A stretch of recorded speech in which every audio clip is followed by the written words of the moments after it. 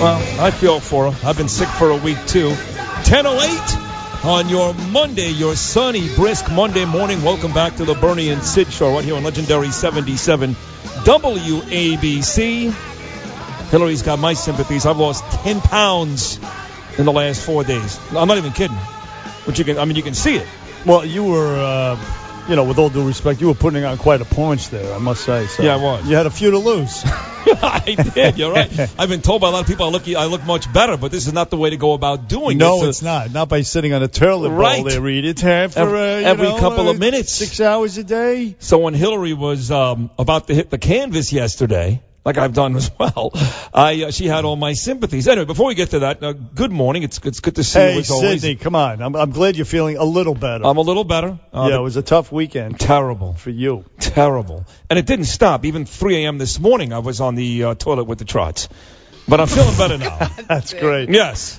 Oh, does anybody sit in that chair after you leave? There's that Kubi has to sit in that chair. Here's the thing about me though. I get crazy with that type of stuff. So like I will only sometimes go to the bathroom at home if I can shower right after. So there are days I'll shower 5 or 6 times from making just your average little duty. I take a shower right away. A little Tiny Tim action. I go right to the shower because I'm crazy about that. Well, that's good. I'm glad to hear that. But on the other hand, you don't flush the toilet. Only when I pee. In the newsroom. When I pee, that's true. Well, I'm glad you do it. Well, I wouldn't make him sit there. Down. Right, yeah. I wouldn't sit down there. But you're a clean guy. Yeah, very almost clean. Obsessive. No, I am obsessive. Obsessively clean. I'm an obsessive compulsive about most things in life. That's my personality. Listen, the good news, Sid, is your Giants won yesterday. That's all that matters. And by the way, hats off and props to Odell Beckham Jr. and Victor Cruz for defying those punks at the NFL by wearing those patriotic 9/11 commemorative cleats. Yes. That the NFL, the despicable Roger Goodell, who should go to hell, told them not to wear. Not just those on 9/11. guys. Yeah, a lot of guys around the league did, in fact, go against the NFL policy and wear those cleats. But specifically locally, yes, both OBJ and Cruz, who caught a touchdown pass for the Giants, which was great to see in the win. And the Giants won by 1. The Jets lost by 1. Speaking of which, another shout out and props to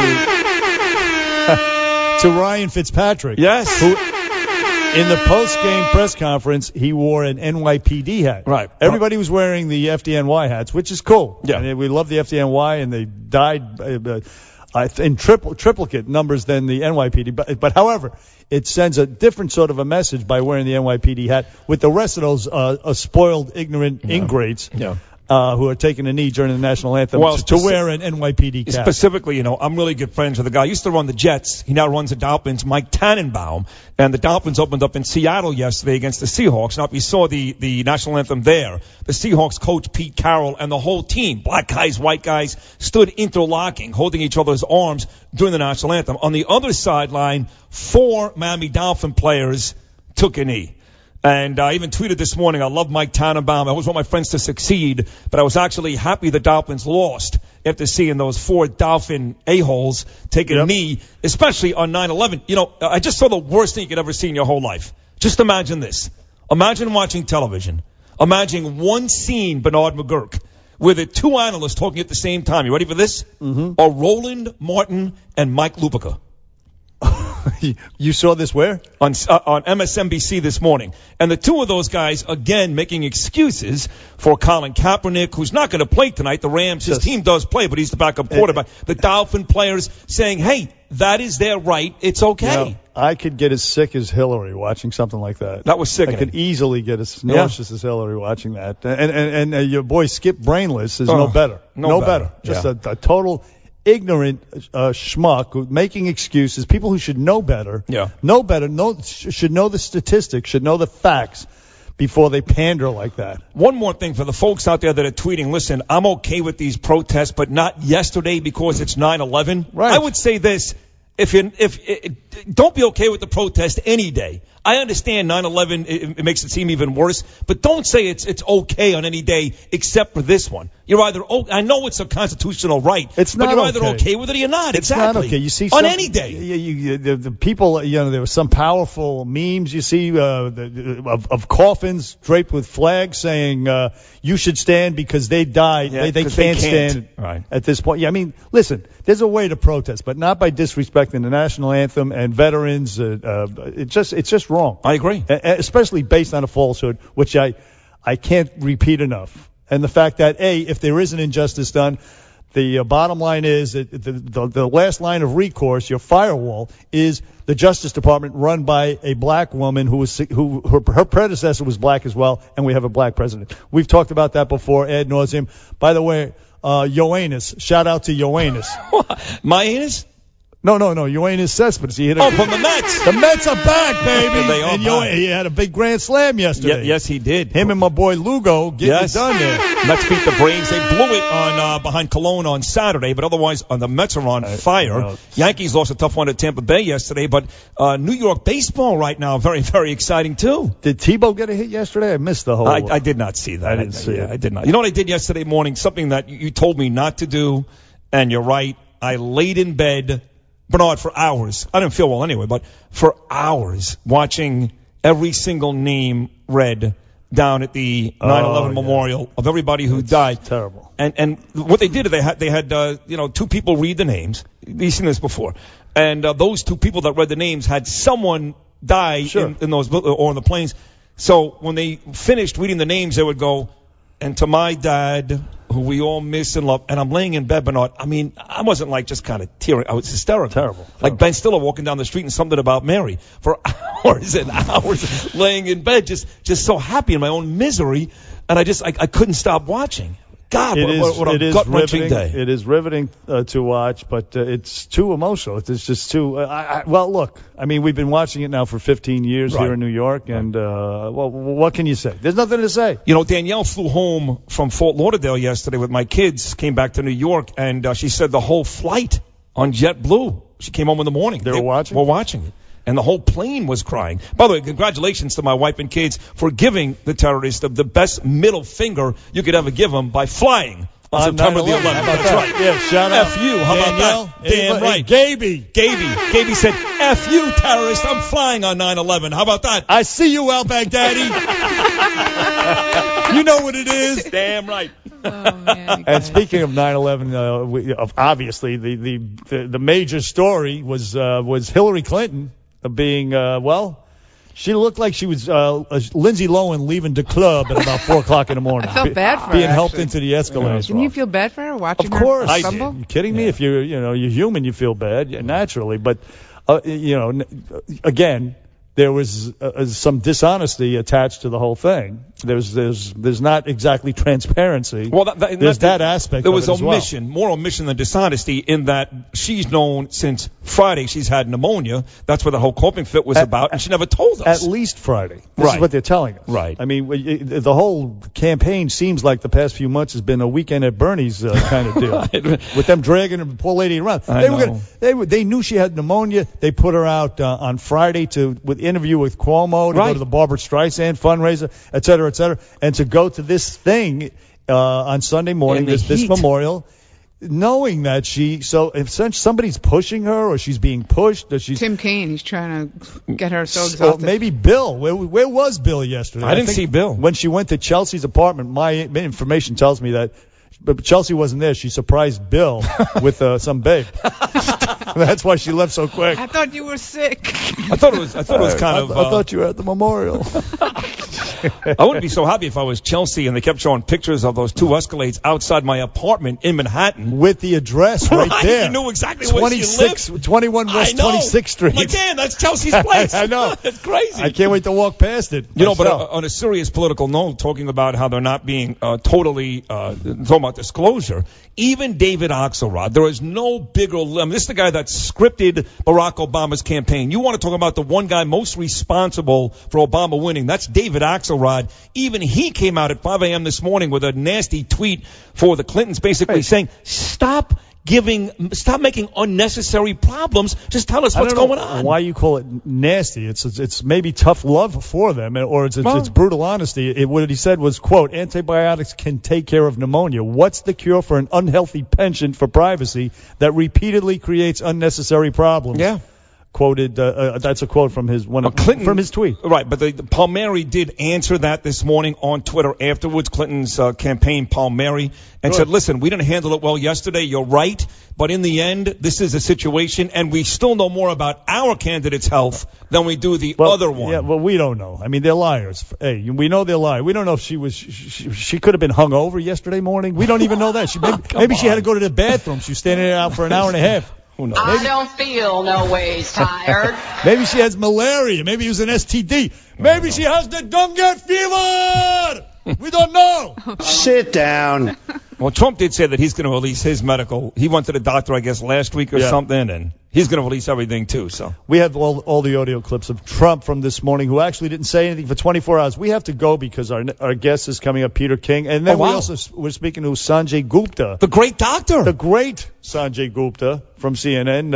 I'm Bernie and Sid right after this. 77 WABC. Back on the Bernie and Sid show on 77 WABC. That was Donald Trump about 2 or 3 weeks ago, sounding very prescient, Sid. He was actually nice about the Hillary, which he should be. I mean, he was. He was very classy, very presidential. Didn't comment on it until asked this morning.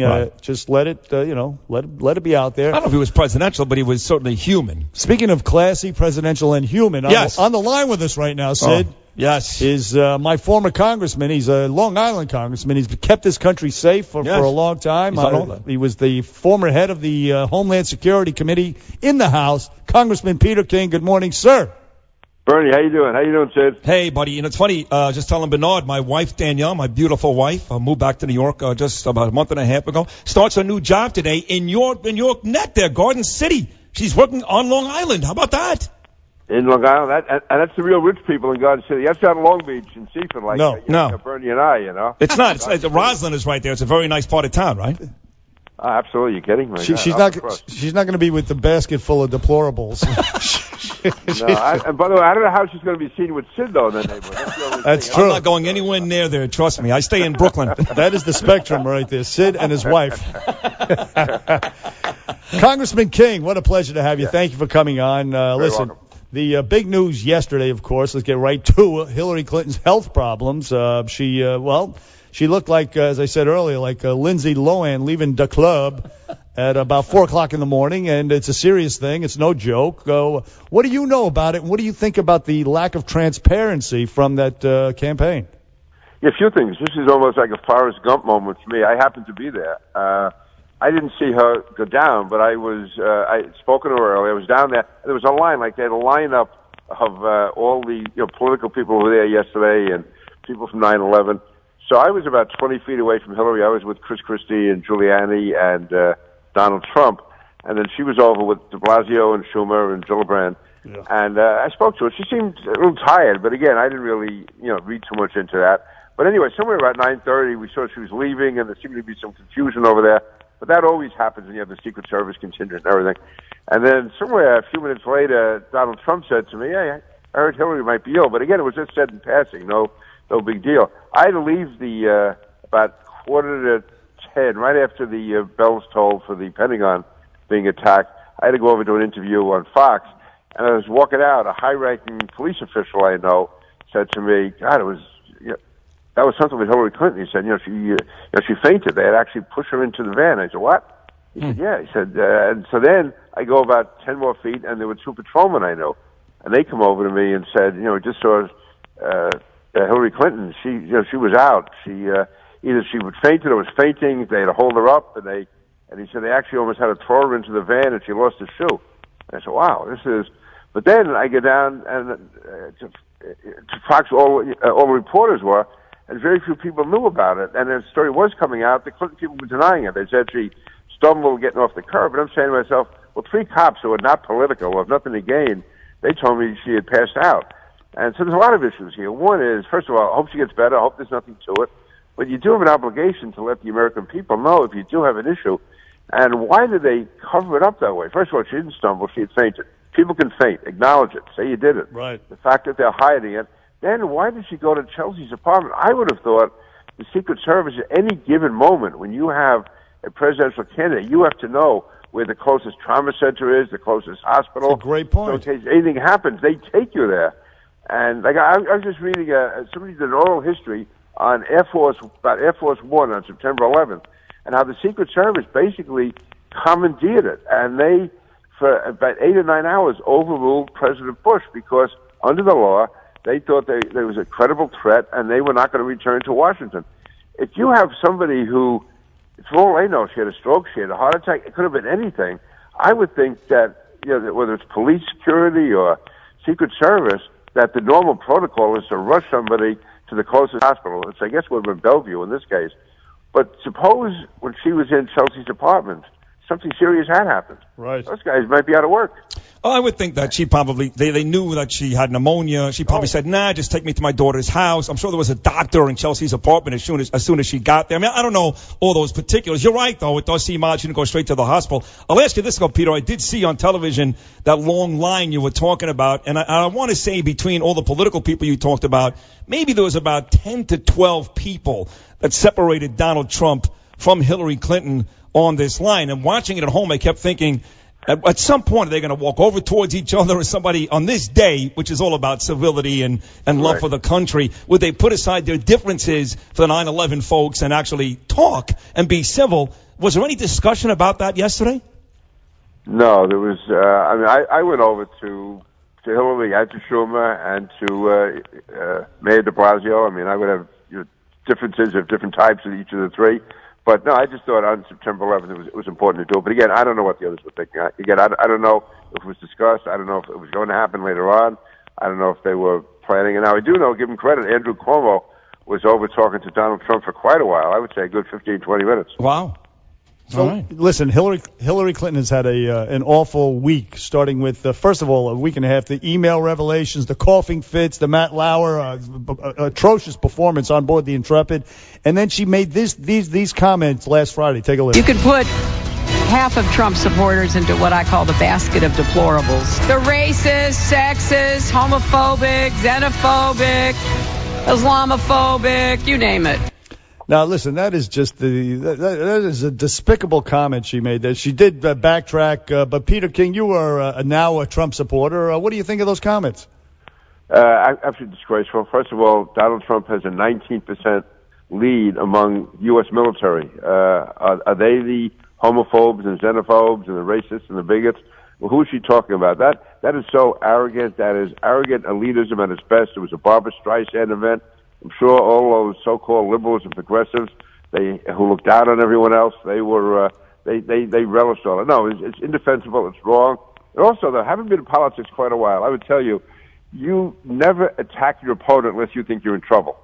And she must have gotten bad poll numbers, or she's gotten bad results. Because to go after Donald Trump that way, creating an issue like that, you do that if you're desperate. And generally, if I'm in a campaign, which I think is going well, I'll say, hey, my opponent's a nice guy. Right. He's doing well. I'm taking it seriously. And you do that. And that's just now. If it comes down to the wire and you think you're really in trouble, then you start making whatever charges you think you have to. But you don't give your opponent that credibility. So I think it was arrogance, but it was also a bit of a panic attack coming in there. I agree with you. She was staying away. People like, no press conferences, because she doesn't have to. She was kicking his ass all over the country. But now he certainly has tightened the race, and I think there was some panic setting in, and that was part of the reason why she did what she did. Hey, listen, yesterday down in Lower Manhattan, they were both there. I thought for the most part the news channels did a good job, though, of not making it about them until she got sick, and more about this country and what this state and city went through back on that day. Just give Bernard and I, the listeners, just a quick summary of what it was like yesterday down in Lower Manhattan. It was extremely moving. When I walked in there, like a whole rush of memories just come flooding back, really. Mainly, it was seeing the families who you've come to know and live with over the last 15 years, but to see them back there at the World Trade Center, at the seat of so much destruction, and you realize what those families have gone through and continue to go through after 15 years. Every death, every tragedy is absolutely horrible. But this was so unique because it was the whole world saw it, and every year it's reenacted, it's replayed, it's there, and you're sort of torn. Obviously, it's important that we always remember it, and I try to go to all these commemorations. At the same time, that forces the families to relive it, and I think they're torn too. They obviously don't want this to be forgotten, but at the same time, it's hard to come to terms and come to peace. But also to see the beauty of the memorial there. I remember being there with President Bush several days later, seeing the devastation. To me, it shows the spirit of America. That may have been our most horrific moment, but it was also really our finest hour. It showed that we're just not going to take any crap from these terrorists. We will stand and fight, and that real Americans realize that, and we're never going to back down. And final question, Congressman King on Bernie and Sid here. Kudos again to a lot of the players in the NFL who bucked the NFL's orders and wore those patriotic 9/11 commemorative cleats. But still, on 9/11, you had a lot of players take a knee on 9/11, and I know you're not happy with that. Give us your thoughts, please. Absolutely disgraceful, and to tell you, I almost feel like not going to NFL games. I wish Roger Goodell would go after those guys as much as he went after Tom Brady. I mean, this to be. Well, but by the way, he won't do that. He's on record a couple of days ago, Peter, on television saying, "I love the fact my players are out there, pretty much showing the country how they feel, good, bad, or indifferent." Right. By the way, suppose they were talking for the Ku Klux Klan or the American Nazi Party. Right. The fact is, they are saying that cops are killers. The cops are out killing people. If Roger Goodell wants that to be an important issue in the country, then let him go out and say it. And let him say that to the cops that are patrolling and safeguarding every stadium in this country. That's right. They're perpetuating a falsehood, which, by the way, is leading to an increase in murder rates in these inner cities because of the Ferguson effect. They're perpetuating that, these people, and Roger Goodell is enabling it, and it is a disgusting disgrace. Congressman Peter King, I'm being told that we are out of time. With all that said, by the way, I'm a hypocrite because I bashed Roger Goodell, can't stand him, bashed the NFL, and I watched every single play of the Giants and Cowboys yesterday. Well, you are a hypocrite. We've known that for years. Well said. Congressman King, listen, thank you so much for coming on this day after 9/11. Thank you, and Peter. Thank you for everything else. Congressman King, I'm Bernie and Sid. Dr. Sanjay Gupta is coming up after this. 77 WABC. News now. Clinton off the campaign trail. And This is Greg Buttle, and you're listening to the Bernie and Sid Show, which really should be the Bernie Buttle and Sid Show, or the Buttle, Bernie and Sid Show, but Sid is last, no matter what. She'll stand at the teleprompter. She'll spin around a couple of times, always a very short speech. Then she gets off the stage. She goes back home. She goes to sleep. Back on Bernie and Sid on 77 WABC. That was Donald Trump. Yeah. Maybe sounding a little prescient, to use that word. Very good Two word. times in 1 hour. Excellent usage of the word. Yes, indeed. And our guest, Sid, on the line, without further ado, is from CNN. He's their medical correspondent. Chief medical correspondent. Chief medical correspondent. He's the man. And he's a neurosurgeon. He's really smart, bro. That's all I can say. He could run for president. He could. Ben Carson did. Why not? Why not Sanjay Gupta? Why not President Gupta? This is the best introduction I've ever received. Why not? You're brilliant. I mean, we see you on CNN all the time, and you're young and you're good looking. You got it all. Well, wow, thank you. I appreciate that. I'm not sure I'm jumping into the race anytime soon, but I appreciate that. Well, you're healthy, too. I mean, we know that Hillary's not feeling all that well. We have no idea what's going on with Donald Trump. At least I know with you, Sanjay, you're feeling pretty good. I feel good. Yeah, I feel good. Try and take good care of myself. Practice what I preach. There you go. So let's get to before we get to the political side of this whole thing, let's talk about Hillary. If, in fact, she has nothing else besides the pneumonia, right? 68 years old. It's a hot day. It's a humid day. She's got pneumonia. That would explain why she, fainted yesterday. So if there's nothing else going on with her, then what we saw yesterday makes sense, yes? Yeah, I think so. I mean, look, there's a lot of people who when you over the age of 65, for example, the likelihood of developing pneumonia goes up a bit. It's still not necessarily a common thing. It wasn't a particularly hot day from what I understand outside at the time, but it was, warm enough. If you hadn't had enough fluids, that could be a problem. She's also on various medications, including antihistamine medications, which you think about medications like Benadryl, they can make you quite sedate as well. So perhaps in a combination of things you can piece this all together. We still don't know everything, though. We don't know how serious this pneumonia is or what type of pneumonia or exactly how it's being treated. But to answer your question, yes, you could piece that all together. Now, we just had Congressman King on, Dr. Sanjay Gupta on the Bernie and Sid show, and he said that it was unusual or odd that in his mind that they didn't, instead of taking her to a hospital, they took her to Chelsea Clinton's apartment, which to him seemed irresponsible at the very least. Well, I think I'm speaking more as a doctor here, but I think doctors like to sort of move under the sort of auspices of an abundance of caution. You want to leave no stone unturned. Many people have seen the video. She was clearly having a lot of trouble getting into the van, didn't seem to have her balance, may have been having low blood pressure or something which caused that. But out of an abundance of caution, I think getting checked out right away would have been a good idea, even if it were just basic EKG, check your blood pressure. So you agree with Congressman King's assessment? Yeah, I think, get checked out. That's regardless, forget that you're Hillary Clinton, forget that you're running for president. Anybody that has a sort of unexplained or unusual event like that should get checked out. Well, what we know about Hillary, and again, there's always a question about whether what they're telling us is entirely true, partly true, talking about the Clinton campaign. Here's what we know. We know she had a blood clot issue a couple of years ago. She had 2 blood clots, right? We know that she broke her elbow once, going back to 2012. And then we know about the fall and the concussion a couple of years after that. It's hardly a long list of serious illnesses and or injuries that she's got, yet there seems to be this misconception or consensus, if you will, from the right, that she's very, very sick, hiding something very, very bad. From what we know, that's not the case, right? No, I don't think that's the case. And look, you even though there should be no diagnosing from afar by doctors or by anybody else, she has had a very grueling, 18 months. We've seen her on, doing all kinds of events all the time. So, you do get a sense that this isn't a person who's in some sort of health crisis by any means. And as you point out, dating back to 98, when she had a blood clot in her leg, she's talked about that. And then obviously the concussion that she had back in 2012. So we know all that stuff. So I don't think there's any indication that there's some hidden health crisis here.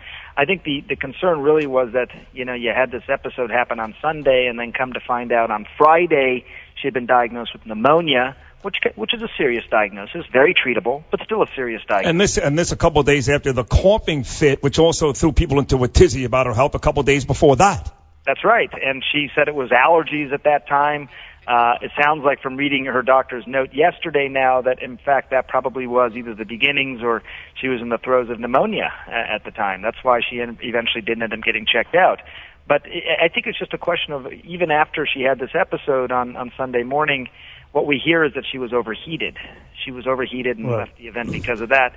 I don't know. And then it was several hours later when we hear she had pneumonia. It was a little bit of a dribs and drabs of information coming out, and still incomplete information at that. Dr. Sanjay Gupta, you mentioned the blood clot in her leg. That was deep vein thrombosis, if I'm not mistaken. That's right. Which, by the way, killed a 39-year-old NBC reporter in Iraq. He had the same thing. Right, David Bloom. David Bloom, and she also suffers from something called hypothyroidism. I heard you mention that yesterday on CNN, of course. So now the question is, the symptoms, the rumors, and I hate to speculate, but this is the major rumor going around, that these are symptoms of maybe Parkinson's disease. Am I wrong or right?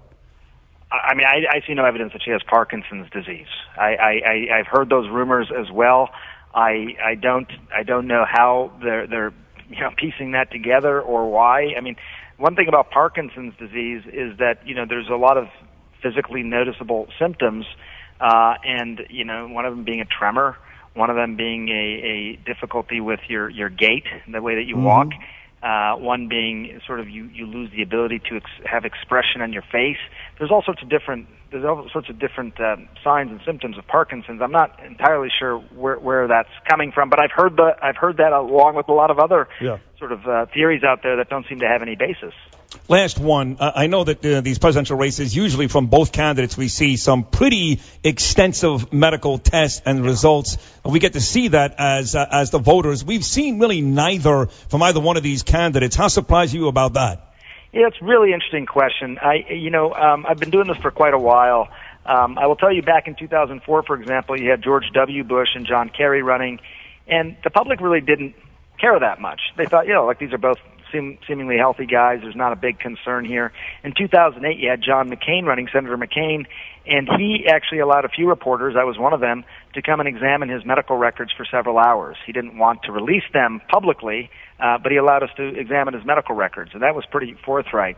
I'm not that surprised by what we've seen so far with just the letters that we've gotten from Mr. Trump and Mrs. Clinton's campaigns. There's no law, there's no sort of anything that mandates that they release anything more. They don't have to. I think this is really going to come down to what the public feels is the right to know. What should we know about the guy or gal who's going to become the commander-in-chief? Absolutely. Dr. Sanjay Gupta from CNN. If she drops out, we want you to throw your surgical mask in the ring. You're our guy. Or Gupta 2020. That's what I'm saying. Hey, listen, thank you for appearing with Bernie and Sid on WABC, Dr. Gupta. Pleasure and an honor. Thank you. Take care. Thank you. So there he is, Dr. Gupta on Bernie and Sid. Back after this. 77 WABC. Hey. They are not a basket of anything. They are Americans, and they deserve your respect. Back on Bernie and Sid, that was vice presidential running mate to Donald Trump, Mike Pence, responding to Hillary's basket full of deplorables comment. Sid, do you think I'm a deplorable person? Oh. Depends on the day, to be honest. Listen, it wasn't right. It wasn't right. But again, I don't care. I mean, he said some awful things about a lot of people, and now she said something awful about him. And this is not like, Hillary said that and it's exclusive to her. He has said awful things about a ton of people along the way. This was about people like me. I understand. Trump supporters. Because he has said some things. We've been over this before. You disagree. That's fine. That border on a lot of nasty things. About her supporters? About what Donald Trump has said. I think I have you here. You don't have me. Listen, Bernie Sanders was his supporters, the females. They were a bunch of sluts who were looking for a date. Remember, they were. I remember he attacked the supporters. That's apparently an MO. She attacks him too. She attacks him too. I know, but in this case, she attacked us, the supporters. You deserve it, to be honest. You deserve it. The way I get attacked on social media by Trump supporters, the things that are said to me every single day on Twitter and Facebook by Trump supporters, not you, Bernard, is absolutely deplorable. She's 1,000% right. The candidate herself goes after me. Well, get over it. You kill her every single day, too. What are you, innocent? My feelings are hurt. Yeah, I'm sure. You think she's not hurt when you call her a fraud and a liar and corrupt and a murderer? I heard over the weekend that law and order are code words for racist code words. When Trump says he's a law and order candidate, it's code words for racism. It's what it means. Who said that? Google it. I don't know. It's out there. Somebody said it over. You know what I would say to that? Right. Ask Dwayne Wade's cousin about that. Oh, that's what I would say. Drop the mic and walk away. That's tough. Yeah, that's racist. That's racist to want law and order. No, it's stupid. I mean, it's not stupid to want law. Now, calling yourself a law and order candidate when you can do nothing about it, that's stupid. But it's all stupid. You can support the police and not pander by calling them racist. That's fine. which is leading to an increase in violence and murder in the inner cities. You can do that. We can start there. And stop watching football too, by the way. Sid Rosenberg. You're the man. Roland Martin hates me. I got to tell you about that. 1-800-848-9222. Bernie and Sid and your calls after this. You never know what's going to happen. Exclusively. Bernie and Sid. 77 WABC.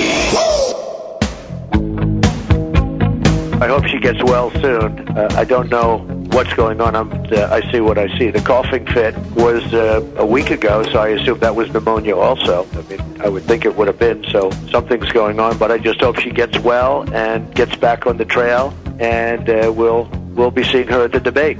I think it's an issue. In fact, this last week, I took a physical, and I'll be releasing when the numbers come in. Hopefully they're going to be good. I think they're going to be good. I feel great. But when the numbers come in, I'll be releasing very, very, very specific numbers. Donald Trump, with Every Breath You Take, the classic by the Police Underneath. Hour number 2 of the Bernie and Sid show right here on legendary 77 WABC, talking about the Hillary Clinton health issue. And he did mention the debates, which do start 2 weeks from today. The first one right here on Long Island at Hofstra. And this show, the Bernie and Sid Show, will come to you live from Hofstra University that day, leading up to the debate later on that night. That's very exciting. We will be in the house, no doubt. Yeah. And speaking of which, first of all, that was a very, very presidential, sober. It was a human. What presidential? He was being human. It wasn't presidential. He was just being a nice human guy. All those things. Right. Yeah. In other words, being human. That's from everybody you talk to in private. That's the real Donald Trump. When he's on TV, when he's doing a rally, not a speech with a teleprompter, but an unscripted rally, he's different. But in person, he's actually a really nice, thoughtful person. That's what you hear. So apparently they've told him, listen, Mr. Trump, this is what you have to come across like if you want to win in the general election. And he did. Yeah, he did fine. For 24 hours, he did not tweet a word fine. About her. He did fine. Is he winning you over? No. No.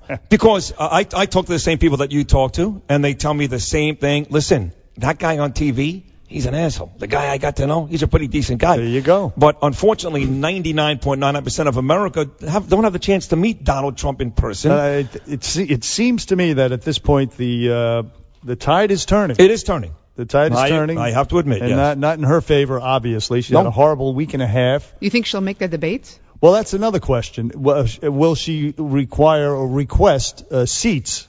Will she stand for whatever it is, an hour and a half, 2 hours? She's going to be fine. Don't worry about it. She's going to be fine. Well, I mean, okay, let's just dead air. Let's put dead air on. Can I ask the question? No, she's going to be fine. How do you know? What are you, Nostra Rosenberg? What happens if she's not, though? Donald Trump could wake up tomorrow, God forbid, with an embolism and burst in and he could be dead. You know what? Donald Trump, when she's answering some long-winded defensive email question, he's going to be doing push-ups up on the up in the dais. Like Jack Palance. Right. That's right. It's kind of like that old couple, you know, she's always dying, and all of a sudden he dies. She'll be That's fine. And he'll be doing, yes. He'll be like, stop trying to distract me. Hey, cough the other way. No, I don't want to get that. But speaking of which, the little girl, she was at Chelsea Clinton's apartment. She comes out, and they have it all staged where there's nobody around her, just obviously to show that she doesn't need any support at this point after stumbling into the Escalade. But she comes out and she calls over a little girl. Mind you, she has bacterial pneumonia, which is infectious. She calls the little girl over and she's like breathing into her face. Oh, stop. I mean, is anybody thinking? She was being nice. That's dangerous. She could get septic. She was being selfish. Right. She was using the girl as a prop. Right. And exposing the little girl to bacterial pneumonia. Basically like ISIS, like a human shield at this point. Hillary's no better than them. Thank you for backing me up. You people are just Has ridiculous. Anyone found out how the little girl is? Is she okay? No, she passed away, unfortunately. It's a horrible thing. She's gone. 1-800-848-9222. 1-800-848-WABC. But here's the question, too. I've checked up on this. If she has to drop out of the race. She's not dropping out of the race. If she does, though. Okay, if she does. It's not a lock that it would be Tim Kaine. In other words, there are no hard and fast rules at this point. It's a lock. It'll be Donald Trump for the presidency. That I can tell you. So it doesn't matter. Well, if Joe Biden jumps in, I think actually that would improve their ticket. No, I don't know about that. It's kind of late, no? I just think it's so late at this point, it's not going to matter. I think I would be disappointed if she dropped out. She's so flawed. She's not dropping out. I'm so confident that right. He's ascendant in the polls right now, and that's going to continue. Well, how do you know that? Well, I don't know. Okay, well, you asked me how I knew something 5 minutes ago. How do you know that? You asked me. Right. Same thing to you. Like Trump and Clinton. Let's go. You want to do it the right way? Here we go. How do you know? Well, how do you know? Well, how do you know? You guys. Here's what I do know. Look. Here's what I do know. Roland Martin hates me. Here's what I do know. First of all, who the hell is Roland Martin? Everybody knows who he is. Who? What do you mean everybody knows? Who knows? He's a cable news flunky who got booted from CNN. You know who he is. Yeah, but everybody doesn't know who he is. We in here did not know who he is. I thought you were the guy from Laughing. Right. You and there don't know. He's Billy Martin's son. You and there, when Gary Johnson didn't know where Aleppo was, you're like, I didn't either. Oh, by the way, I went down to the streets and asked people if they knew what it was. You want to hear what let's do the Roland Martin story after we play. Yeah, let's play this Flirty Flipper Talk to. Go ahead. Play that. Do you know where Aleppo is? Where? I'm French. Okay. I'm a tourist. Where do you want to go? Do you know where Aleppo is? Where is that? Which one? Was it cool? A what? Aleppo? No. I do not. Ooh. Do you know? That was so fun. Do you know where Aleppo is? I don't live here. What the hell is that? Aleppo? Probably maybe a leopard mixed with an ostrich. I don't know. What's Aleppo? The last guy sounded a bit like Bill Cosby. Aleppo, you want a drink, Jelly Flipper? Nobody knows what Aleppo Listen, is. Nobody knows. These idiots, they don't know Orlando or Sacramento. Are you kidding me? Or Reno. By the way, when I was walking down to the elevator to go do this, our CEO, Mary Berner, was walking in, and I said, I'm going down to the streets to ask people if they know where Aleppo is. I said, I wouldn't know, and she's like, yeah, neither would I. Nobody knows. That's what Jesse Ventura said about Gary Johnson. She was just trying to make you feel good. Oh, I know. She's like, she knows what Aleppo is. She's like, how you treat a special ed student. She's like, there's that special girl again. Yeah, there she I know. is. Oh, I have no idea. Do more people know where Aleppo is than who Roland Martin is? That's a good question. Right. I would say yes. Well, he is a flunky. I guess CNN got rid of him. Now he spends an awful lot of time on MSNBC, and he's on Fox too. Is that right? He just, I started seeing him pop up on Megyn Kelly's show. Is that right? They're like buddies. It seems like. But anyway, he's a loudmouth fathead is what he is. Remember one time he talked about somebody wearing some gay clothes. He said he would slap the S out of him or something. I got to Google yes. it. I mean, in other words, he thinks he's a tough guy, this guy. He does. So what's the story? So here's the story. So this morning I'm in the office getting ready to do our program, watching Morning Joe, which I do on a regular basis. And I tweeted right afterwards, just saw Roland Martin, and I did put at Roland S. Martin. That's his Twitter name. Just saw Roland Martin and Mike Lupica together on MSNBC. You want to talk about a tough watch? Wow. Now you got to understand, Bernard, I will tweet things like this every day about a multitude of personalities and sports figures and politicians and entertainers. And very rarely, even though I put their own Twitter handle on it, does anybody ever get back to me? They're like, oh, whatever, there goes Sid again. Roland Martin saw this tweet and actually answered it. Well, here's, should I tell you what he answered? Yeah, I would like to know. All right, so Roland Martin sees his tweet and actually answers it.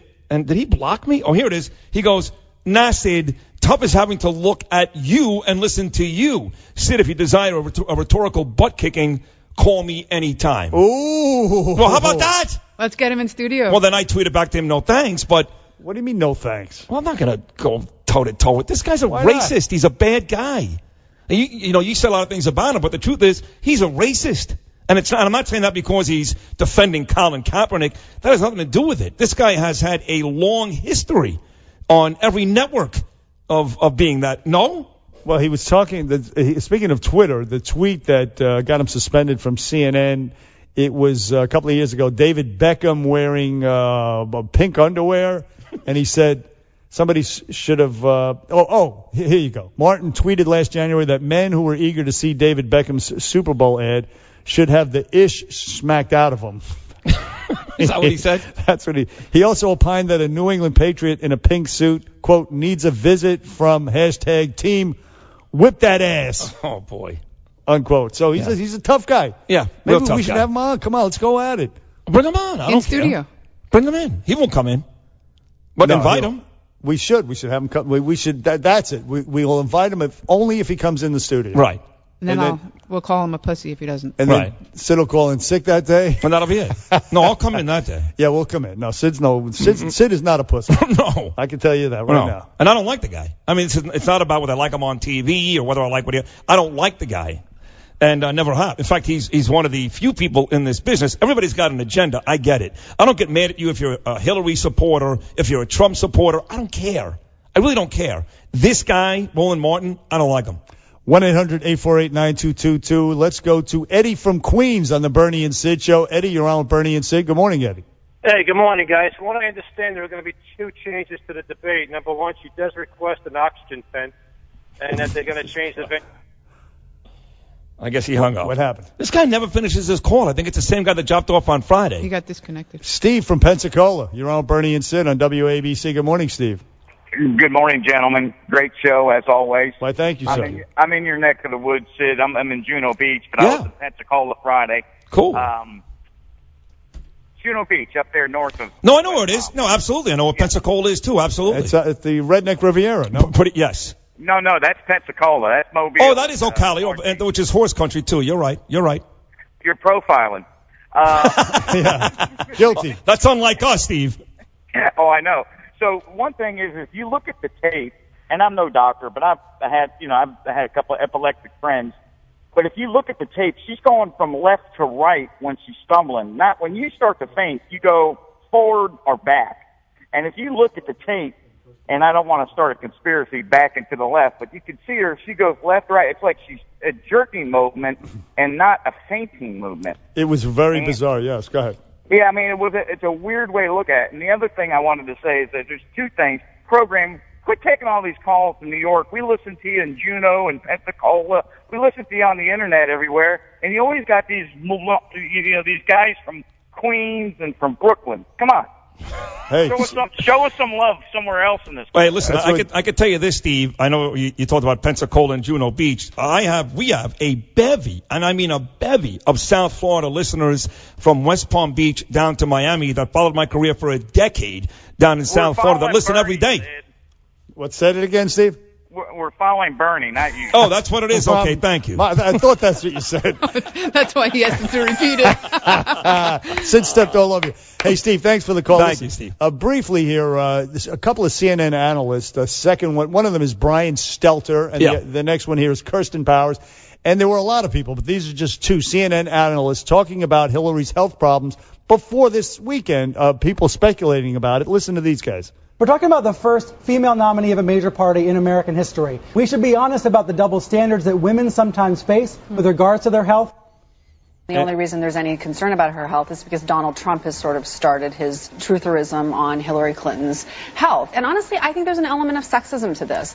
I think somebody owes somebody an apology. 1-800-848-9222. Bernie and Sid back after this. Two brains, one show. Guaranteed to be enormously successful. 77 WABC. Crazy Eddie's greatest TV and video sale ever. Get a video recorder, color TV, large screen TV, video camera, even an audio video component system. Get it all on sale now during Crazy Eddie's greatest TV and video sale ever. Remember, we are not undersold. We will not be undersold. We cannot be undersold. And we mean it. So get anything and everything in TV and video. Get it now during Crazy Eddie's greatest TV and video sale ever. Crazy Eddie, his prices are insane. You know, back on Bernie and Sid on 77 WABC. You know what he sounds like? Who? Lionel. A little bit. Well, Lionel's a much higher voice, but yeah. I think that guy's name is Don Pardo. And Eddie Antar died at, at the age of 68 years old on Saturday. See, my brother-in-law, Albert, who I mentioned quite a bit, he's in the electronics business. He's got a store in Brooklyn Magnavox. Does very, very well. And he knows all these guys. He knew Eddie Antar. He knew the Jameel brothers. They had the Wiz. Nobody beats the Wiz. Sure. And I would go to all these shows with my brother-in-law Albert, like all these conventions, and I'd meet all these guys. But Eddie was like the real first, the big electronics guy. But then he had issues like Bernie Madoff and Enron and, a big Wall Street fraud. You mean he was a crook? Yeah. He had issues. Yeah, he ran away to Israel. They brought him back and put him in jail. Israel said, excuse me, you can't stay here. You cannot stay here. Ooh. They put him in jail. But the guy made a ton of money. And then he screwed a bunch of people. Well, and he did. Yeah. Right. So, but he was a fixture here in New York, and everybody knows the commercials. He was a part of the narrative of our lives. He was. Right? Yeah. Wasn't he? His prices were insane. Yeah, all those stores. What's left now? You had the Wiz. The Wiz is gone. Eddie went from one store in Brooklyn to like 43 at one point. Crazy Eddie. There was another huge chain. The Wiz, not Radio Shack. There was another one. Anyway, they were all gone. Yeah. They're all out. Pretty much. You got PC Richard is very reliable. Oh, that's big. No, that's big. Very reliable. Right. That's if you want trustworthiness. And well, Best Buy has all that stuff now. That's nice, PC Richards. Best Buy has all that. About PC, that's the only place we shop, PC Richards. Is that right? Yeah. Go to Brooklyn Magnavox, you idiot. I live on Long Island, you dummy. So what? There's a phone. You can call somebody. Right. They'll ship it to you. Can I text them? So anyway, yes. Hillary Clinton is not going. She's not going to the West Coast. She's going to do a video conference for her fundraiser. She was at the fundraiser coughing all over Barbara Streisand on Friday. And today she's going to spare those people and just do a teleconference. She's supposed to be in San Francisco today. She probably would have gone. She's up home in Chappaqua. Yeah. Do you think Bill's up there nursing her back to hell? Where was he yesterday, by the way? I didn't see him. That's what I'm saying. He pushed her down. But then again, I didn't see him. Did you see Melania next to Donald Trump? I didn't. You know what? That's a good comeback, an excellent comeback. 1-800-848-9222. Are you implying that they were together, Bill and Melania? That's exactly my implication. Back after Nome with the news. 77 WABC. News now. Yeah, and Clinton is off the campaign trail up in Chappaqua today. 73 sunshine. Here's a... Bernie and Sid on demand. You never know what's going to happen. The WABC radio app. Download it now. Upload the BS. 77 WABC. Lionel Badu, and you're listening to Bernie and Sid on 77 WABC. And please note, we apologize in advance. There he was, Lionel, on the Bernie and Sid show on 77 WABC. We have a couple of issues here. Before we get to them, there was this New York Post story. This woman walks out of her house. She's walking her little pooch, and there's this internet charging station that they've put up around the city. And there's one at 31st and 3rd Avenue where she's walking her dog. And there's a homeless guy standing there masturbating. You believe this? Oh, yeah. This is like the subway. Now it's on the streets. Yeah. But a lot of these homeless people, I've noticed, they actually have computers. You see them sitting around, laying down with a bucket for change on a towel. And a computer. And they have computers. Even the guys that walk on the train now to play an instrument, they have like their own boxes and hooked up to a computer where you get like the rest of the band playing. And yeah, well, okay, that's a little different, but I'm talking about flat out regular PCs. You're talking about homeless bums. Yeah. They're the bum. Yeah.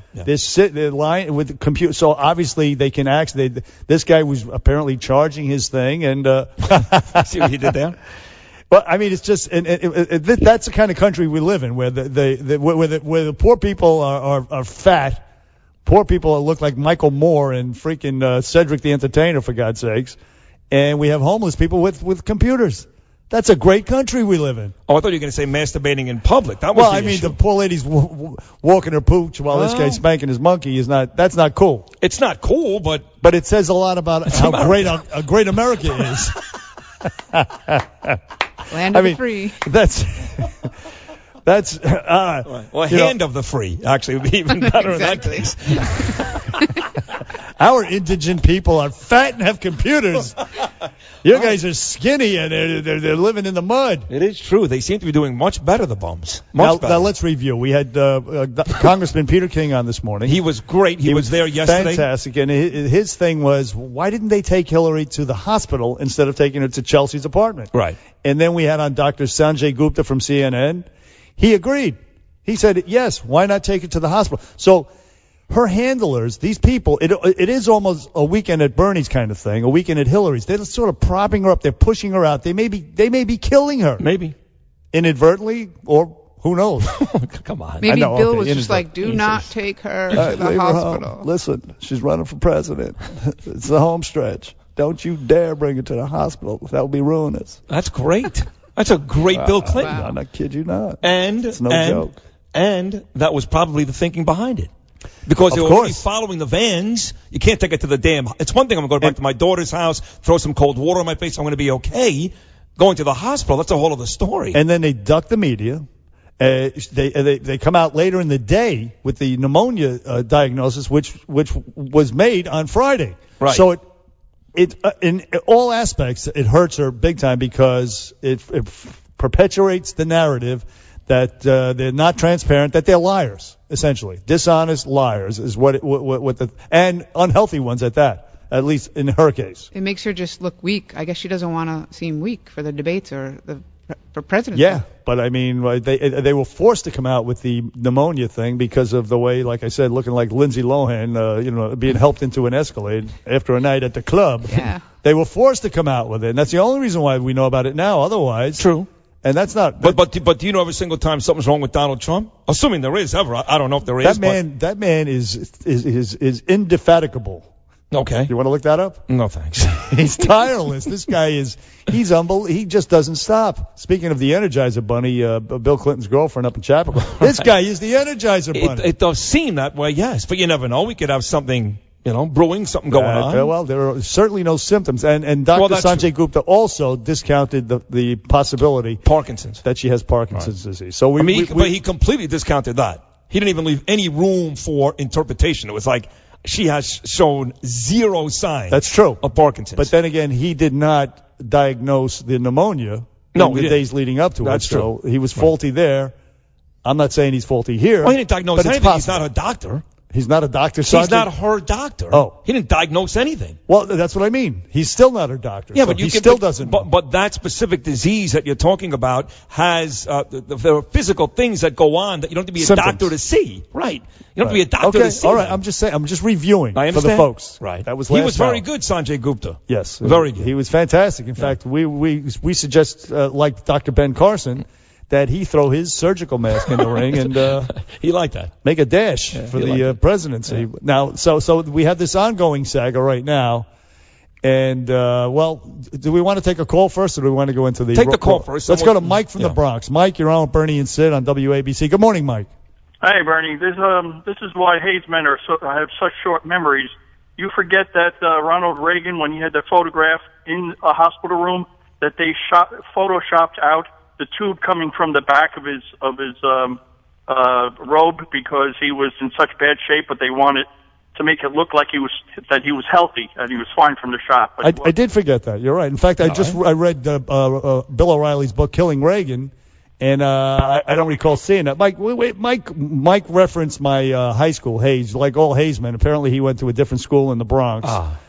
And then he hangs up. So his issue is... What are you hanging up for? Well, let's have a conversation here, Mike. He didn't want to converse with you. He wanted to make his point. Hey, look, Ronald Reagan got shot. When he walked in the hospital, he says to the doctors, well, I hope you're not Democrats. I mean, come on, bro. That's a courageous man. I loved him. Witty. Of course, and we have a guy like that. Don't do that. Don't do that. 2 months. Don't ever do that. He's nothing like him. Hey, Robert from Long Island has this to say. Robert, you're on with Bernie and Sid. Good morning, Robert. Hey, guys. Hi, how are you? Hey, I don't doubt it will come out in the next couple of days that there was a whole triage of physicians waiting for Hillary at Chelsea's apartment. Well, that's what I said. It's exactly what I said, Robert, to Dr. Sanjay Gupta, which is I'm sure when she got back to the apartment, I'm sure there were doctors there. I'm sure they didn't just say, "Hey, take a Tylenol and go to bed." They didn't want to drive her to the hospital. Well, let me respond to that. First of all, it happened so quickly that they weren't even ready with the Escalade.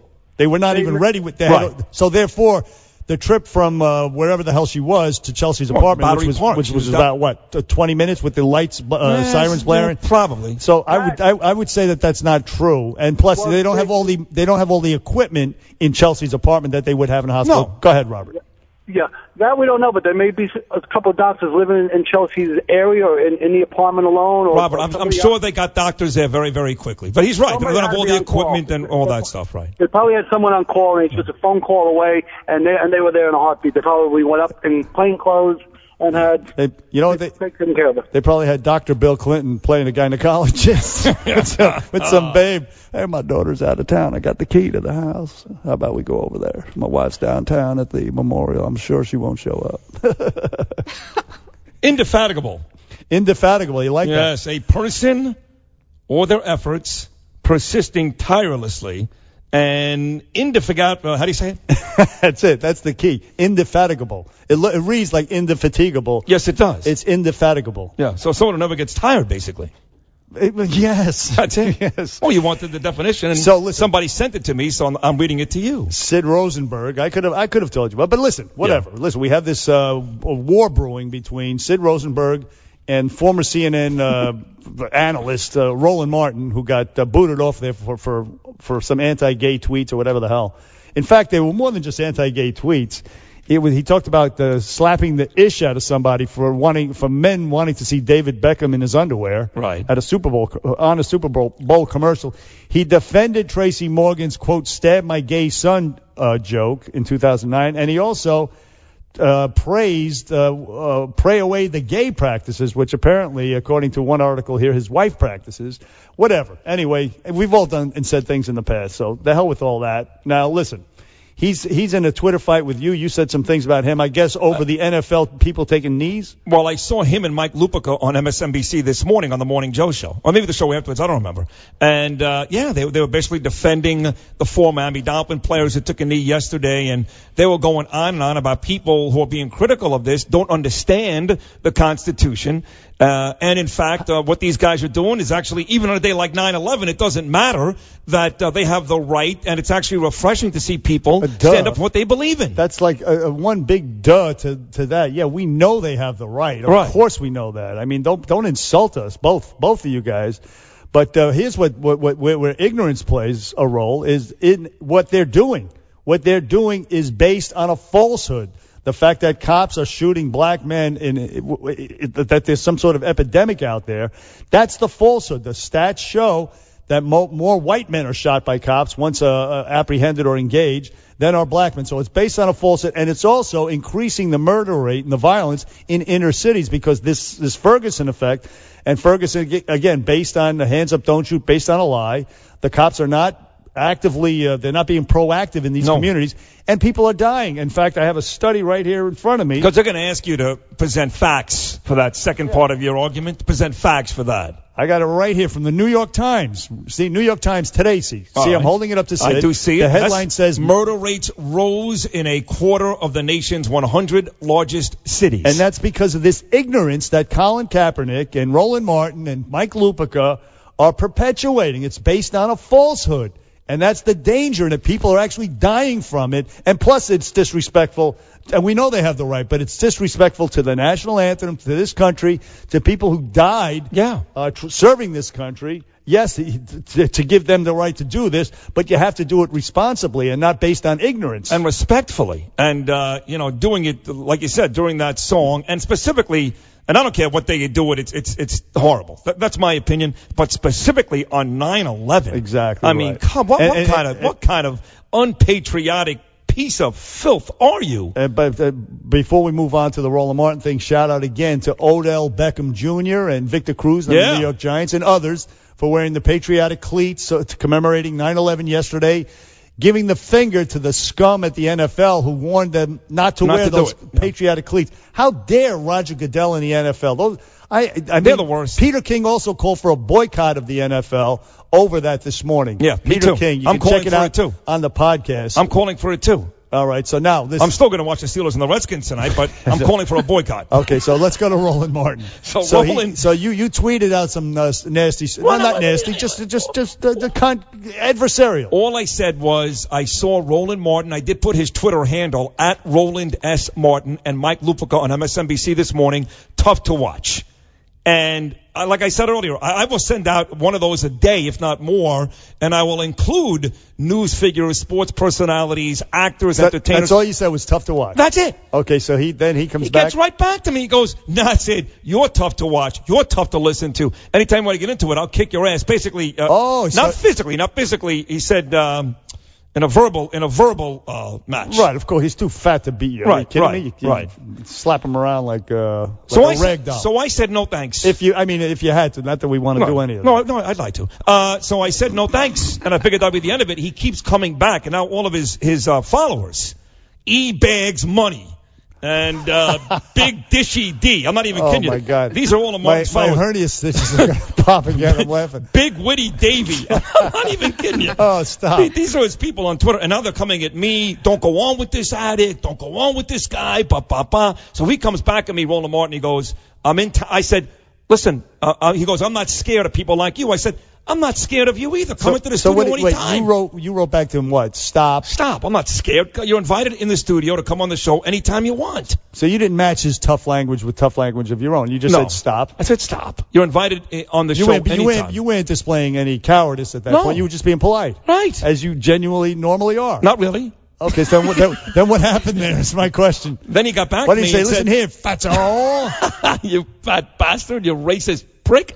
He said, I'll be in town September 20th to the 22nd. let's get the funk on or something like that. Now, something this I is didn't good. understand. This is good. Now, here's the problem, and we should definitely have him on if he wants to come in. Yes. All right. We should, but you know what's going to happen? What? You're going to end up bonding with him over your support for Hillary, and then I'll be stuck here sitting. I'll be fighting with you and Roland Martin about Donald Trump for an hour. Are you sure? That's what's going to happen. You think we're going to bond? Yes, I know you. That's what happens when anyone comes in here. UFC fighter, UFC sucks. They come in here. Next thing you know, you're giving them like the big ghetto hug. All right, that happened You're once. the man. What's up? Maybe twice. That only happened twice with two. Can you name any other time in our history together where that's happened? I mean, they countless. I'm on the spot right now, so flirty. The worst ever was I'll admit it myself. I'm guilty. The worst ever was the guy, the biker. Lance Armstrong. Lance Armstrong. You were killing Lance Armstrong. And by the time he was leaving the studio, you were hugging his leg like he was dragging it. He was trying to get you off, shaking it off. I'm like, Sheryl Crow, that bitch. Yeah. Why did you ever date her in the first place? Yes, so therefore that you have a history, and that's the way I foresee it. It's not going to go that way. We're going to invite him in. We'll see if he has the onions to come in here. This may go the But you got to let him other know way. that it's both of us because, okay. You know, obviously. I already invited him via the Bernie and Sid Twitter page. What'd he say? He has not responded. He's got to get his thumb out of his mouth before he responds. Or his butt. 1-800. Oh, no, we're out. Bernie and Sid back after this.